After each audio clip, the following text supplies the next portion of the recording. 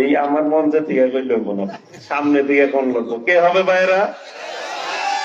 হাত তুলে এখন কে হবো? দেশ নায়ক তারেক রহমান হবে নাকি?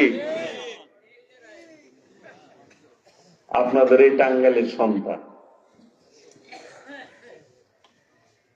যদি দেশ নায়ক তারেক রহমান প্রধানমন্ত্রী হয়, আর আমি যদি আপনাদের ভোটে আল্লাহ পাক আমাকে কবুল করে যদি নির্বাচিত হই, 20 জন এমপি জানা করতে পারবো, তার চাইতে বেশি জিনিস আমি তার কাছ থেকে আদায় করতে পারবো আল্লাহ।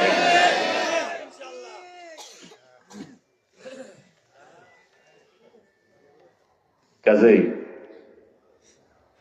ওই যে উন্নয়নের ক্ষেত্রে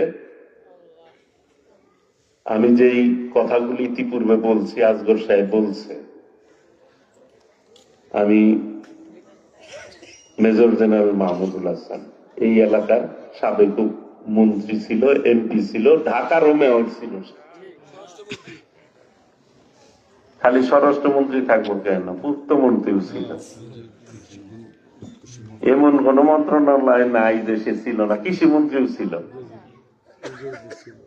স্থানীয় সরকার মন্ত্রীও ছিল, ঘুরা ঘুরা এক জায়গায় ছিল। তো তার সমাবেশে তার জানাজার দিন আসগর আলী সাহেব আমার কাছে দাবি করছিল ওই বিন্দুবাসিনী স্কুলে জানাজা হয়েছে, সবচেয়ে বড় জানাজা হয়েছে টাঙ্গাইলের ইতিহাসে। 20 বছরে এরকম জানাজা হয় নাই কারো। লোক হিসাবে কিন্তু ভালো ছিল। তো ওইখানে উনি বলছিলেন যে তার মাহমুদনগরের ব্রিজ তার স্বপ্ন ছিল এবং বেরিবাদ, এইটা তো আমি ডেইলি করি, কই না ভাই? আল্লাহ রহমতে এখন আজকে আবার কইয়া ফেলাইছে যে এসডিএস এর সামনে যে ব্রিজ, এইটাও করানো লাগছে।